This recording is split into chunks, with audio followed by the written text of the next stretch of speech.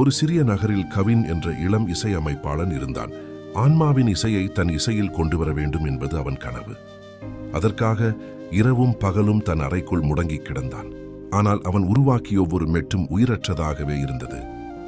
ஒரு தலை சிறந்த படைப்புக்கு தனிமையும் போராட்டமும் அவசியம் என்று அவன் நம்பினான். விரக்தியின் உச்சத்தில் ஒரு நாள் வெளியேறி அருகிலிருந்த பூங்காவிற்கு சென்றான். அங்கே ஒரு ஜென் ஆசிரியர் உதிரும் இலைகளை அமைதியாக பார்த்து கொண்டிருந்தார். கவின் தன் போராட்டத்தை அவரிடம் கூறினான். அந்த ஆசிரியர் புன்னகைத்து, "நீ இசையை உருவாக்க முயற்சிக்கிறாய், ஆனால் ஏற்கனவே ஒலிக்கும் இசையை கேட்க தவறுகிறாய்" என்றார் அவர். காற்றின் ஓசையையும் குழந்தைகளின் சிரிப்பையும் பறவைகளின் பாடலையும் சுட்டிக்காட்டினார். ஆன்மாவின் இசை உன் அறைக்குள் இல்லை, அது இந்த உலகில் இருக்கிறது. அதுவே வாழ்க்கையின் தாளம் என்றார். கவினுக்கு குழப்பமாக இருந்தது.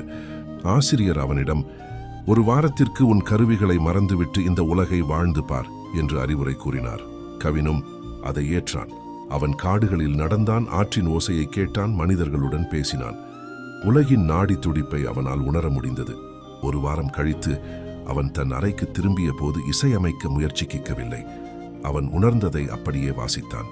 அதிலிருந்து வெளிவந்த இசை மிகவும் எளிமையாகவும் ஆனால் ஆழமான அர்த்தத்துடனும் இருந்தது. அது உதிரும் இலைகளின் ஓசையாக, ஓடும் நீரின் தாளமாக, அமைதியான இதயத்தின் பாடலாக இருந்தது. அவன் ஒரு தலை சிறந்த படைப்பை உருவாக்கவில்லை, அவனே ஒரு படைப்பின் அங்கமாக மாறியிருந்தான். கலை என்பது நாம் தனிமையில் உருவாக்குவது அல்ல, நாம் அனைத்தோடும் இணைந்து வாழும் வாழ்க்கையே ஒரு கலை.